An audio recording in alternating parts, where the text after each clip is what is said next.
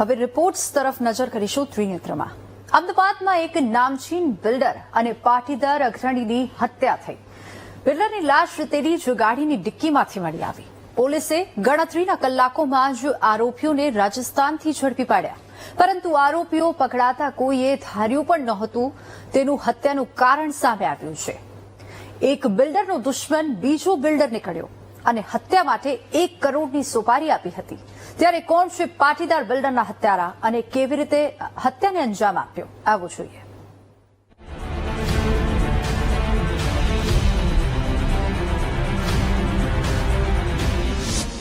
પાટીદાર બિલ્ડરની હત્યા।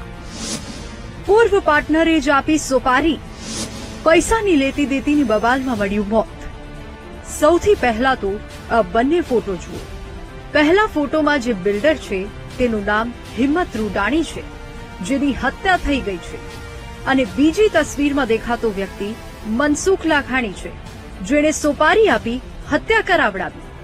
આ હત્યા પછી હત્યારા 3 આરોપી હિમાંશુ રાઠોડ, પપ્પુ મેઘવાલ અને એક સગીરની સાથે સાથે પોલીસે બિલ્ડર મનસુખ લાખાણીની પણ ધરપકડ કરી લીધી છે, અને આ ધરપકડ સાથે જ અનેક ચોંકાવનારા ખુલાસા પણ થયા છે।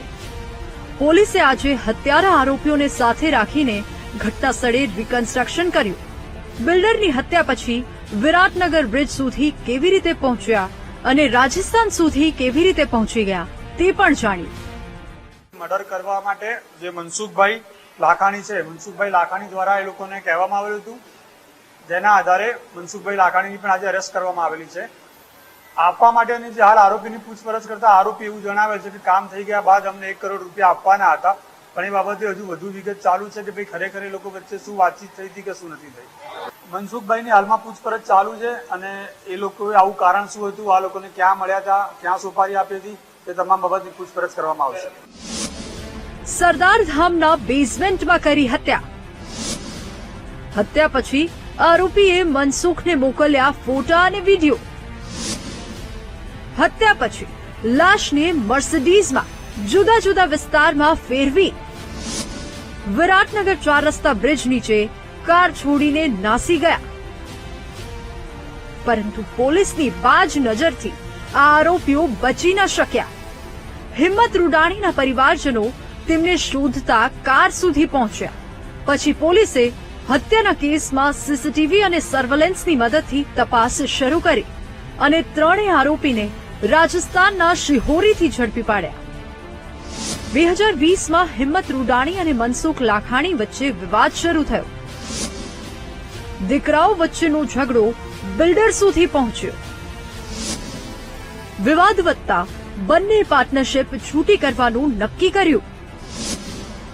25 કરોડની લેતી દેતીમાં મનદુખ થયું।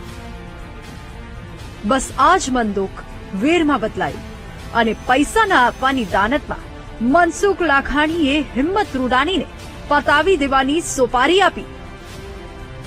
1 વર્ષ પહેલા મનસુખે હિમાંશુને 50,000 આપ્યા। મનસુખે હિંમત રૂડાણીના હાથ પગ ભાંગવાનું કહ્યું, પરંતુ આરોપીએ તેનું કામ ન કર્યું, જેથી મનસુખ નારાજ થયો। પરંતુ બીજી વખત જ્યારે મળ્યા ત્યારે મનસુખ લાખાણીએ રૂડાણીની હત્યાની સોપારી આપી।